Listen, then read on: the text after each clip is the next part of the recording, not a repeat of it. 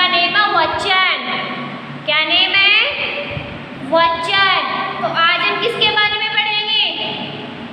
किसके बारे में पढ़ेंगे? वचन के बारे में पढ़ेंगे। किसके बारे में पढ़ेंगे? वचन के बारे में पढ़ेंगे। हिंदी व्याकरण में वचन का अर्थ क्या होता है? एक या अनेक होना। वचन का अर्थ क्या होता है? एक या अनेक होना। एक या अनेक होना। ओके, आज हम किसके बारे में पढ़ेंगे? आज हम पढ़ेंगे वचन के बारे में। किसके बारे में पढ़ेंगे? आज हम पढ़ेंगे वचन के बारे में। वचन का अर्थ क्या होता है? एक या अनेक होना। एक या अनेक होना। तो वचन किसको कहते हैं? किसको कहते हैं वचन? किसको कहते हैं? शब्द के जिस रूप से, शब्द के जिस रूप से उसके एक या अनेक होने का बोध हो। शब्द के जिस रूप से, शब्द के जिस रूप से उसके एक या अनेक होने का बोध हो। शब्द के जिस रूप से उसके एक या अनेक होने का बोध हो उसे वचन कहते हैं। वचन किसको कहते हैं? किसको कहते हैं वचन? शब्द के जिस रूप से, शब्द के जिस रूप से उसके एक या अनेक होने का बोध हो उसे वचन कहते हैं। उसे क्या कहते हैं? वचन कहते हैं। शब्द के जिस रूप से उसके एक या अनेक होने का बोध हो उसे क्या कहते हैं? वचन कहते हैं। उसे वचन कहते हैं। ओके बच्चों, तो अब किसके बारे में पढ़ना है आपको? वचन के बारे में।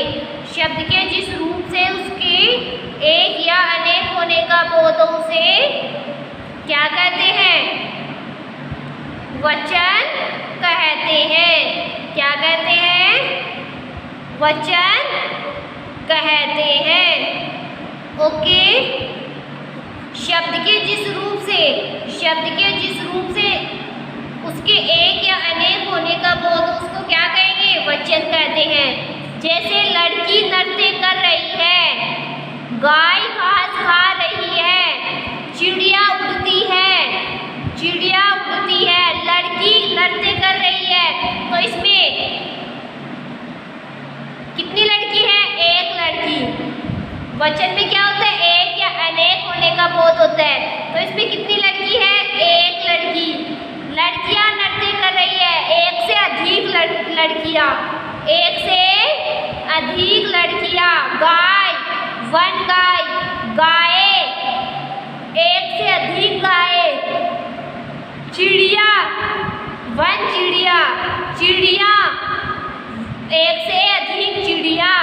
उपयुक्त चित्रों में लड़की, लड़कियां, गाय, गाय, चिड़ी, चिड़िया, चिड़िया, चिड़िया शब्द में हमें लड़की, गाय व चिड़ियों की संख्या के बारे में बता रहे हैं। किसके बारे में बता रहे हैं?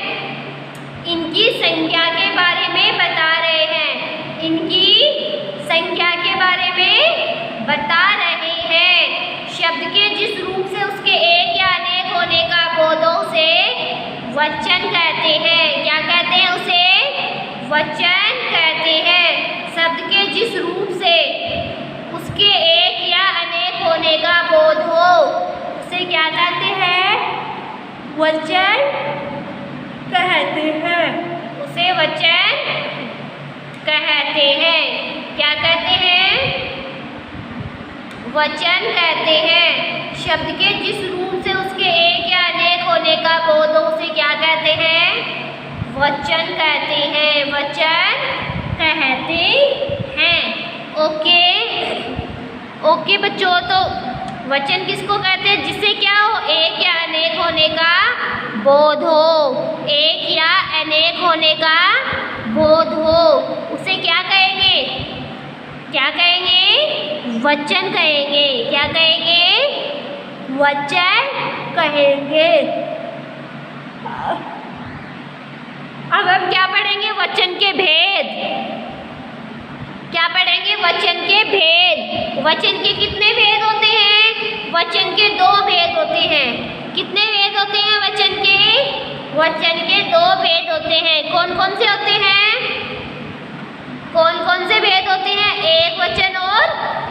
बहुवचन, एक वचन और बहुवचन। वचन के कितने भेद होते हैं? वचन के दो भेद होते हैं, एक वचन और बहुवचन, एक वचन और बहुवचन। अब हम किसके बारे में पढ़ेंगे? अब हम पढ़ेंगे एक वचन के बारे में। किसके बारे में पढ़ेंगे? एक वचन के बारे में पढ़ेंगे। तो एक वचन किसको कहते हैं? किसको कहते हैं एक वचन? शब्द के जिस रूप से, शब्द के जिस रूप से संज्ञा या सर्वनाम की, शब्द के जिस रूप से संज्ञा या सर्वनाम की, संज्ञा या सर्वनाम की, शब्द के जिस रूप से संज्ञा या सर्वनाम की एक संख्या के होने का बोध होता है, एक संख्या के होने का बोध होता है। शब्द के जिस रूप से, शब्द के जिस रूप से संज्ञा की, संज्ञा के एक होने का बोध होता है, संज्ञा के एक होने का बोध होता है। शब्द के जिस रूप से, शब्द के जिस रूप से संज्ञा या सर्वनाम की एक संख्या के होने का बोध होता है उसे एक वचन कहते हैं, उसे एक वचन कहते हैं। शब्द के जिस रूप से, शब्द के जिस रूप से संज्ञा या सर्वनाम की एक संख्या के होने का बोध होता है, एक संख्या के होने का बोध होता है, उसे क्या कहते हैं? उसे एक वचन कहते हैं, उसे एक वचन कहते हैं। जैसे तालाब में जल कम हो रहा है, तालाब में क्या हो रहा है? जल कम हो रहा है। स्त्री घर की लक्ष्मी होती है, स्त्री क्या होती है? स्त्री घर की लक्ष्मी होती है। तालाब में जल कम हो रहा है, स्त्री घर की लक्ष्मी होती है। राजेश का रुपया खो गया, राजेश का रुपया खो गया।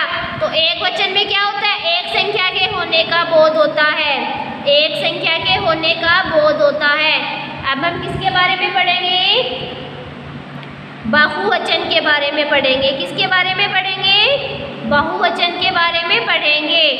शब्द के जिस रूप से, शब्द के जिस रूप से उसके एक से अधिक होने का बोध होता है, शब्द के जिस रूप से, शब्द के जिस रूप से उसके एक से अधिक होने का बोध होता है, उसके एक से अधिक होने का बोध होता है, उसे क्या कहते हैं? उसे बहुवचन कहते हैं। क्या कहते हैं? उसे बहुवचन कहते हैं। शब्द के जिस रूप से उसके एक से अधिक होने का बोध होता है उसे बहुवचन कहते हैं। क्या कहते हैं? बहुवचन कहते हैं। शब्द के जिस रूप से उसके एक से अधिक होने का बोध होता है उसे क्या कहते हैं? बहुवचन कहते हैं।